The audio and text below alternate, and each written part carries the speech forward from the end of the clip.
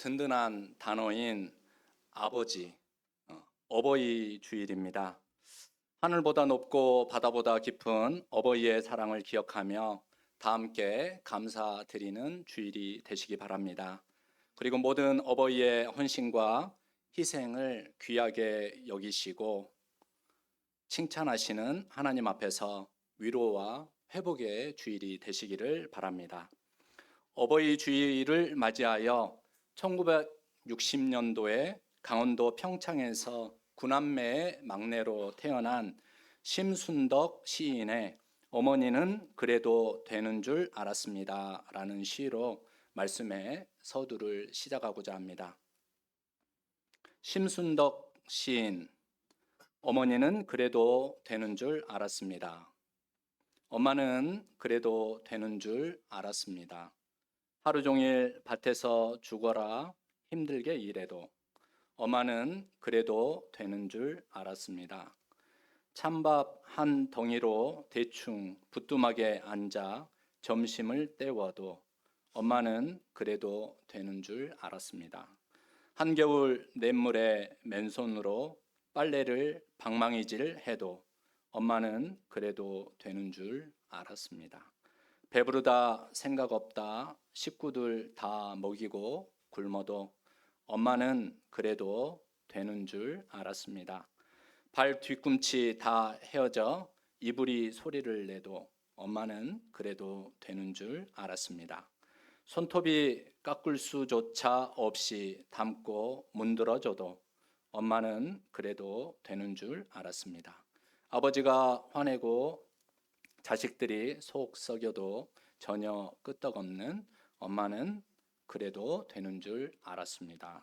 외할머니 보고 싶다, 외할머니 보고 싶다. 그것이 그냥 넋두리인 줄만 한밤중 자다 깨어 방구석에서 한없이 소리 죽여 울던 엄마를 본 후론 엄마는 그러면 안 되는 것이었습니다. 그리고 어찌 어머니만 이겠습니까? 우리의 아버지들도 그러면 안 되는 것들이 너무나 많았습니다. 이 시를 듣는 누구라도 가슴이 먹먹해지는 감정을 느끼셨을 것입니다. 이렇게 우리의 어머니와 아버지는 어렵고 힘든 상황 가운데에서도 자식들의 체면과 길을 살리는 일을 위해서라면 자신의 인성과 체면은 항상 뒷전으로 밀어 놓으셨습니다. 그리고 모든 자녀는 우리의 어머니와 아버지의 구부러진 등과 어깨를 밟고 일어서서 빛날 수가 있었습니다. 아직도 철이 나지 않는 자식들은 이렇게 말할 수도 있습니다. 왜 그렇게 사셨냐고요? 하지만 그것은 아직도 아버지와 어머니의 사랑을 모르고 하는 말이니 마음 상하지 않으셨으면 합니다. 정말 깨닫게 된다면, 아니, 평생 깨닫지 못하고 하나님 앞에 가게 된 다음에야 하나님이 깨닫게 하신다면 그들은 큰 후회와 미안함을 느끼게 될 것입니다. 그리고 아버지와 어머니의 돌봄과 밥상과 기도가 얼마나 크게 그들의 인생에 중요했는지를 알게 될 것입니다. 그래서 저는 성도님들과 함께 오늘 하나님께서 우리에게 주신 말씀인 시편 23편을 통해 우리 아버지와 어머니의 돌봄과 밥상과 기도를 우리 마음 한복판에 다시 한번 새겨보고 당신들의 희생과 헌신이 절대 헛되지 않았다는 것을 보여주신 하나님의 위로의 약속의 말씀을 들어보고자 합니다. 여러분 잘 아시는 것처럼 시편 23편 말씀은 다윗이 지은 시입니다. 광야에서 그리고 전쟁터에서 여호와를 의지하는 다윗의 마음을 깊이 헤아려 볼 수 있는 말씀입니다. 특히 본문에서 다윗이 여호와 하나님을 목자라고 불렀을 때 우리는 다윗이 목자와 양의 관계 안에서 목자이신 아버지 하나님의 돌보심을 깊이 헤아리며 묵상했다는 것을 이 시편을 통하여 느낄 수가 있을 것입니다. 그런데 시편 23편 안에서 우리가 다윗의 전 생애를 살펴보면은 다윗은 온실 속에 길러진 화초에 비유하기 어려운 그러한 삶을 살았다는 것을 우리는 알 수 있습니다. 왜 그렇습니까? 다윗은 사무엘이 이세의 자녀를 찾아왔을 때 다른 자녀들과 거기에 있을 수가 없었습니다. 여러분, 왠지 평범한 아들 대우를 받지 못했다라는 것을 여러분 말씀을 읽으시면서 그러한 느낌을 받은 적이 있으십니까? 하지만 하나님은 그를 시골 목동에서 왕의 사위가 되게 하시고 이스라엘 통일 왕국의 왕이 되게 한 입지적인 인물이 되게 하셨습니다. 그런데 그의 삶은 언제나 평안하지 못했습니다. 높은 자리에 있었지만 사울 왕의 견제와 핍박 속에서 죽을 고비를 수도 없이 겪었고 전쟁터에서 골리앗과 같은 거대한 장수를 만날 때마다 생명을 하나님께 맡길 수밖에 없었습니다. 그리고 그가 왕이 된 후에도 그의 삶은 자녀들로 인하여 소갈이만 해야 하는 아버지였습니다. 흔히 나무들 중에 느티나무를 가리켜서 부모와 같은 나무다라고 이야기를 합니다. 왜냐하면 여러분 당장에 이 공원 앞에 나가시면 느티나무를 보게 되실 텐데 수많은 가지들이 있는 것을 보실 수가 있으실 것입니다. 그래서 가지 많은 나무에 바람 잘 날 없다라고 하는 것처럼 아이가 많으면 많을수록 더 많은 고생과 또 염려와 걱정을 해야 하는 그러한 어머니의 아버지의 심정을 표현하여서 느티나무와 같다라고 이렇게 이야기를 합니다. 다윗의 삶이 그러했습니다. 큰 왕자였던 암논이 다말을 성폭해가는 일로 말미암아 다말의 친오빠였던 압살롬으로 인하여 죽음을 당하게 되는 그 일을 아버지로서 경험해야 했습니다. 또 압살롬에 의하여 왕의 자리를 도전받아서 도망을 쳐야 하는 치욕을 겪기도 했습니다. 결국 그 일로 인하여서 압살롬은 장군 요압에 의해서 죽임을 당하게 되는 그러한 아픈 기억을 갖고 살아야 했습니다. 그리고 그의 말년에 왕위 승계 문제로 인해서 세 번째 아들이었던 아도니아와 그리고 10번째 아들이었던 솔로몬 사이에 경쟁과 갈등이 일어나 결국 아도니아조차도 잃어버리게 되는 마지막 아픔을 겪어야만 했습니다. 이렇게 바람잘날 없는 자식들 문제와 군인으로서 피를 보고 살아온 다윗에게 이렇게 오늘 우리가 읽은 시편 23편 말씀, 목가적이고 평온한 서정시를 상상하기란 사실 쉽지가 않습니다. 그러기에 오늘 우리가 읽었던 시편 23편의 다윗은 한가하게 여호와는 나의 목자시니 이렇게 노래하지 않았다는 것을 알 수 있습니다. 다윗은 치열한 그의 삶 속에서 여호와는 나의 목자시라며 그를 돌보아 주셨던 아버지 하나님을 노래했던 것입니다. 그렇다면 다윗은 오늘 말씀을 통하여 어떤 하나님을 노래하고 있습니까? 먼저 다윗의 노래 속에 아버지 하나님은 그 자신의 생활 가운데에서 모자람 그리고 부족함을 채워주시는 분이셨습니다. 그래서 여호와는 나의 목자시니 내게 부족함이 없으리로다. 1절 말씀 속에 이렇게 고백을 하는데 이 말씀 속에는 주님을 모시고 산 내 인생에는 부족함이 없었습니다. 다른 사람에게 아쉬운 소리를 하지 않아도 되었습니다. 라고 하는 고백이 묻어나고 있습니다. 2절에서 다윗은 자신의 안식을 위해 최선을 다하시는 하나님을 노래하고 있습니다. 그래서 다윗이 그가 나를 푸른 풀밭에 누이시며 쉴만한 물가로 인도하시는도다 라고 할 때 다윗은 사람의 계획과 발걸음에는 항상 좋은 결과가 따르지 않는다는 것을 떠올립니다.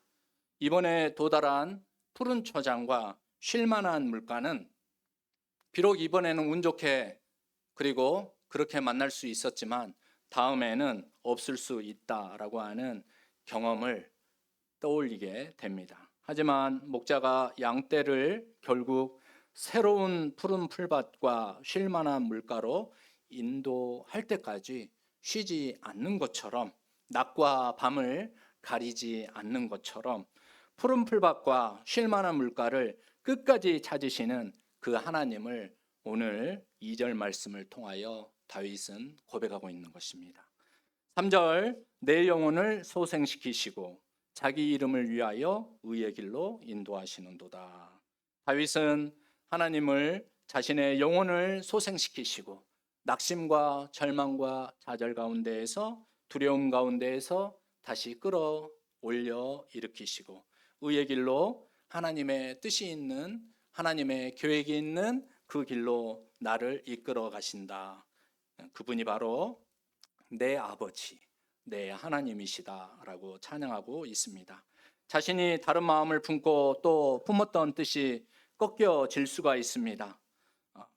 하지만 하나님께서는 그를, 그 마음을 붙드시고 포기하려고 했던 그에게 새 힘을 주셔서 그의 마음을 붙잡아 주시고 주님의 이름에 합당한 길로 이끌어 주셨다. 이렇게 다윗은 고백하고 있습니다.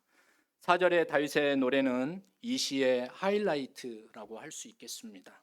왜냐하면 가장 어두운 사망의 음침한 골짜기에서도 두려운 마음을 이길 수 있도록 용기를 주셨던 분이 바로 다름 아닌 아버지 하나님이시다라고 노래하고 있기 때문입니다. 우리 4절 말씀 함께 다시 한번 읽어보실까요? 내가 사망의 음침한 골짜기로 다닐지라도 해를 두려워하지 않을 것은 주께서 나와 함께 하심이라. 주의 지팡이와 막대기가 나를 안위하시나이다. 5절에서 다윗은 밥상을 차려주시는 어머니와 같은 하나님, 머리에 기름을 부어주시는 아버지와 같은 하나님을 노래합니다. 주께서 내 원수의 목전에서 내게 상을 차려주시고 기름을 내 머리에 부으셨으니 내 잔이 넘치나이다. 홀로 떨어져 힘든 생활을 하다가도 집으로 돌아가 어머니의 밥상 앞에서 용기를 얻은 적이 있지 않으십니까? 홀로 힘들게 또 여러 가지 상처 입은 마음을 가지고 집에 돌아갔을 때 아버지가 어깨를 다독이며 수고했다. 그 정도면 충분하다. 더 잘할 수 있지. 힘을 내라 라고 하는 한마디에 축 처진 어깨가 펴지고 얼굴에 빛이 났던 적이 있지 않으십니까? 다윗은 하나님 앞에서 자신이 얼마나 소중하고 아버지 어머니의 주시는 힘과 용기를 통하여서 자기 자신이 얼마나 존귀한 존재라는 것을 깨닫고 위로와 자신감을 가졌던 것입니다. 그래서 다윗은 6절에서 좋은 것과 한결같은 사랑이 아버지 하나님으로부터 온다라고 하면서 언제까지나 내 그 안에 살고 싶습니다라고 이렇게 기도합니다. 우리 다 함께 6절 말씀도 함께 읽어 보시겠습니다. 내 평생의 선하심과 인자하심이 반드시 나를 따르리니 내가 여호와의 집에 영원히 살리로다. 아멘. 성도 여러분, 다윗이 고백하고 찬양하고 있는 하나님은 다윗을 존귀한 아들로 여겨 그를 위하여 애쓰시고 끝까지 최선을 다하시는 분이셨습니다. 우리는 다윗이 만나고 의지하고 고백하고 노래했던 아버지 하나님의 이 형상을 우리 어머니 그리고 우리 아버지 모습 가운데에서, 그 품 가운데에서 만나게 됩니다. 그분들은 우리를 돌보시고 일으켜 주시고 힘을 주시고 자존감을 높여 주셔서 우리가 존귀한 존재인 것을, 우리가 소중한 존재인 것을, 세상에 딱 하나뿐인 존재라는 것을 알게 해주시는, 우리 마음을 즐겁게 해주시는, 우리 마음으로 하여금 새로운 그러한 마음으로 거듭나게 해주시는, 몸으로도 태어나게 해주시고 우리의 마음으로도 다시 태어나게 해주시는 분들이 바로 우리 어버이이십니다. 그리고 오늘 우리는 그 사랑을 우리의 어버이이신 어머니와 아버지로부터 믿음의 유산으로 물려받았고, 또 지금도 우리 사랑하는 자녀들에게 믿음의 유산으로 물려주고 계시는 중이십니다. 그래서 본문을 어버이의 마음으로 읽는 시편 23편으로 저와 여러분이 다시 한번 읽어 보실 수 있으셨으면 좋겠습니다. 여기에서 아버지 하나님의 마음뿐만 아니라 우리의 어머니와 아버지의 마음도 읽어내시고, 또 여러분의 마음도 읽어내셨으면 좋겠습니다. 자녀들을 향한 여러분의 마음도 느껴보셨으면 좋겠습니다. 세상의 어버이는 꼭 육체적으로 몸을 주신 분들만이 아니실 것입니다. 우리를 다시 태어나게 하신 분들도 우리의 어버이이실 것입니다. 우리의 육체의 어버이들, 그분들만 어버이가 아니라 우리의 선배들, 또 직장의 상사들, 그리고 앞서 그 삶을 살아나가면서 우리로 하여금 따라갈 수 있는 길을 보여주시고, 그리고 또 힘들게 따라오고 있는 그들을 향하여 사랑과 위로를 베풀어 주시고, 실패해도 다시 일어설 수 있도록 용기를 일으켜 주시고, 또 격려해 주시는 분들이 세상의 모든 어버이가 되실 것입니다. 여러분, 어버이의 마음으로 읽는 시편 23편, 제가 1절 말씀을 읽어 드리겠습니다. 혹시 PPT가 준비가 되셨을까요?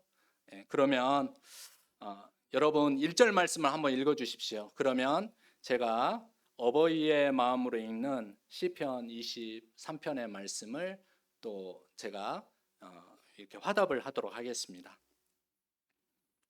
여러분이 1절 말씀 읽어 주시면 감사하겠습니다.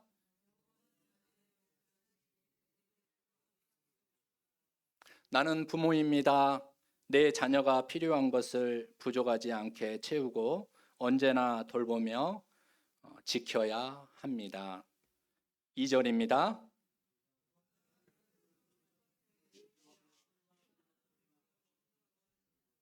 나는 내 자녀에게 안전하고 풍요로운 환경을 마련해 주고 싶습니다.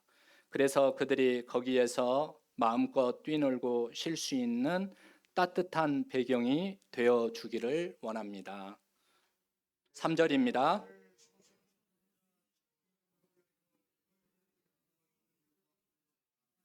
나는 내 자녀가 지치고 상할 때 다시 일어설 수 있도록 곁에 있어 주고, 옳은 길을 갈 수 있도록 방향을 알려주고 삶의 의미를 가르쳐 주기를 원합니다.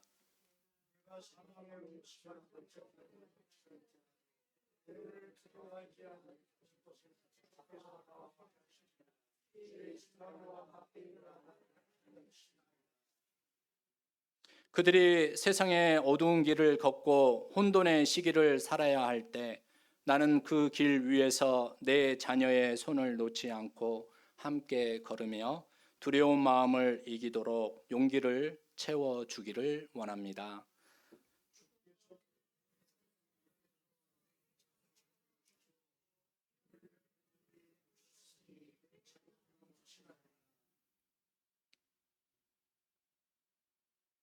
비록 그들이 실패와 절망을 경험할 때도 나는 내 자녀가 존귀한 존재임을 기억하도록 위로와 축복을 아낌없이 부어 주렵니다.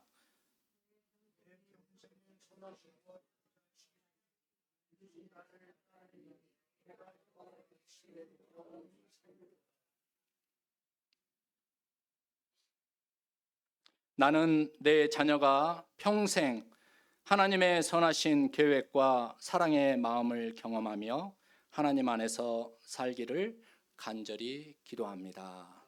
사랑하는 여러분, 잠시 눈을 한번 감아주시면 감사하겠습니다. 이렇게 한번 기도해 보셨으면 좋겠습니다. 우리 자녀들을 위한 부모의 기도, 먼저 앞서 가신 약속을 가지고 살아가신 우리의 부모님들도 우리 성도님들을 위하여서 늘 이렇게 믿음 가운데에서 기도하셨을 것입니다.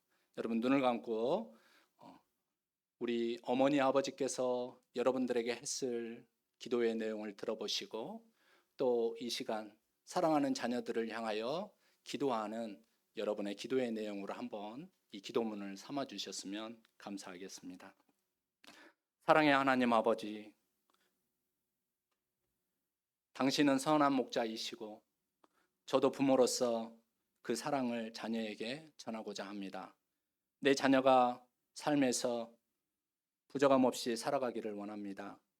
필요한 모든 것을 채워주시고 무엇보다 주님의 평안을 우리 자녀들이 누리게 하소서. 푸른 풀밭과 쉴만한 물가로 인도하시는 목자 되시는 우리 주님처럼 제 아이가 지친 마음을 쉬고 안식할 수 있는 시간을 갖도록 인도하여 주소서. 혼란의 시기에도 길을 잃지 않게 하시고 의의 길로 나아갈 수 있도록 그의 마음을 붙들어 주소서. 혹여 사망의 음침한 골짜기를 지날지라도 그들의 마음에 두려움이 사로잡히지 않게 하시고 주께서 나와 함께 하신다는 믿음을 품고 용기와 담대함으로 걸어가게 하소서. 원수 앞에서도 당당히 서게 하시며 하나님의 축복을 기억하고 머리 위에 부어주신 존귀함을 잊지 않게 하소서. 그들의 삶이 넘치는 감사와 기쁨으로 가득하기를 원합니다. 평생토록 선하심과 인자하심이 그 아이들의 삶을 따라가게 하시고 하나님의 집, 주님의 품 안에서 영원한 평강과 안식을 누리게 하소서. 예수님의 이름으로 기도드립니다. 아멘. 사랑하는 여러분, 사랑하는 어머니와 아버지의 희생과 헌신을 감사하는 시간을 가지시기를 바랍니다. 어머니, 아버지와 함께 하는 시간을 소중히 여기는 그리고 소중히 기억하는 여러분들 되시고 또 세상의 모든 자녀를 위한 돌봄과 밥상과 기도를 준비하시는 영적 어버이가 되시기를 주님의 이름으로 축복합니다.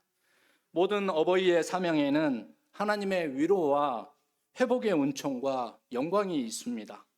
계시록 7장에 나오는 흰 예복을 입고 하나님 임금 자리 앞에 선 사람 중에 바로 우리의 어버이들이 계시고 또 우리가 있을 것이기 때문입니다.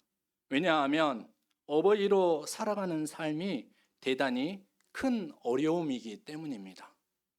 어버이로 살기가 참으로 어렵다는 것입니다. 왜입니까? 어버이로 살아가는 삶은 자신을 비워내어야만 하고 새 생명을 살리기 위하여 자기 자신을 희생하고 헌신하기 때문입니다. 주님의 이름으로 모든 육신의 어버이들과 영적 어버이들을 축복합니다. 또 서로 축복하시기를 바랍니다. 아버지 하나님의 놀라운 사랑과 어버이의 사랑과 모든 자녀를 향한 사랑을 소중히 여기는 우리 모두가 되시고 우리의 삶이 모든 자녀에게 선물이 되는 삶이 되시기를 하나님은 원하십니다. 기도하도록 하겠습니다. 우리의 아버지 하나님, 선한 목자 되시어 어버이로 살아온 모든 성도들을 위로하시고 수고와 기도의 아름다운 응답을 허락하여 주옵소서. 세상에서 가장 아름다운 이름을 가지게 하셨사오니 주님 앞에서 존귀한 인생이 존귀한 어버이들이 되게 하여 주옵소서. 자녀들과 돌보기를 원하는 모든 이들의 삶이 어버이의 손길을 통하여 밝은 미래와 또 희망으로 나아가게 하시기를 우리 주 예수님의 이름으로 기도합니다. 아멘. 다 함께 찬송가 500